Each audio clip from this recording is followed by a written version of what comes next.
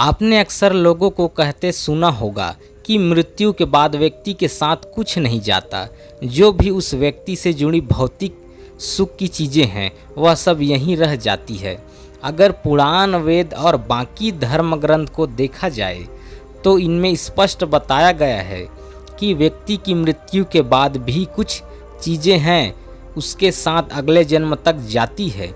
कुछ चीज़ें हैं जो जिसका भुगतान व्यक्ति के अगले जन्म में भी करना पड़ता है।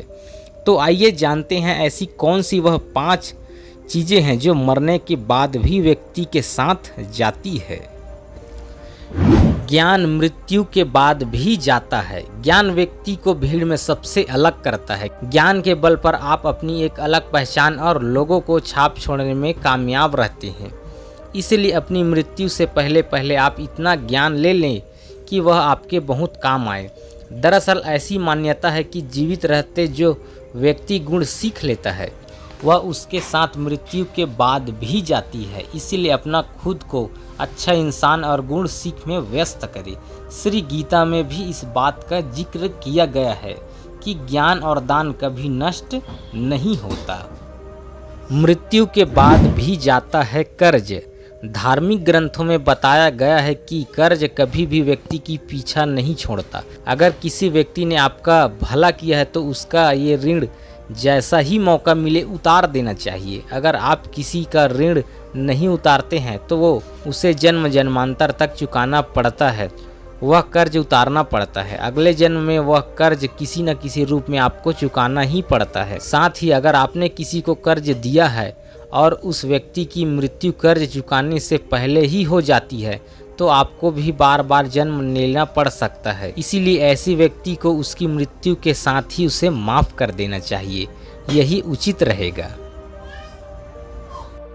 मनुष्य की मृत्यु के बाद भी जाता है कर्म। गीता में कहा गया है कि मनुष्य जीवन में बिना कर्म का संभव नहीं है। हर पल मनुष्य अच्छे बुरे कर्म करता है। मृत्यु समीप आने पर व्यक्ति के कर्मों द्वारा ही तय होता है कि उसे परलोक में सुख मिलेगा कि दुख।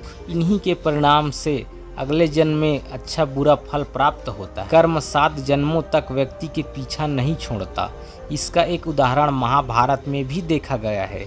बाणों की सैया पर लेटे हुए भीष्म को भगवान श्री कृष्ण ने जब भीम से पूछा कि मुझे ऐसी मृत्यु क्यों मिल रही है, भगवान श्री कृष्ण ने उन्हें 7 जन्मों की घटना बताई।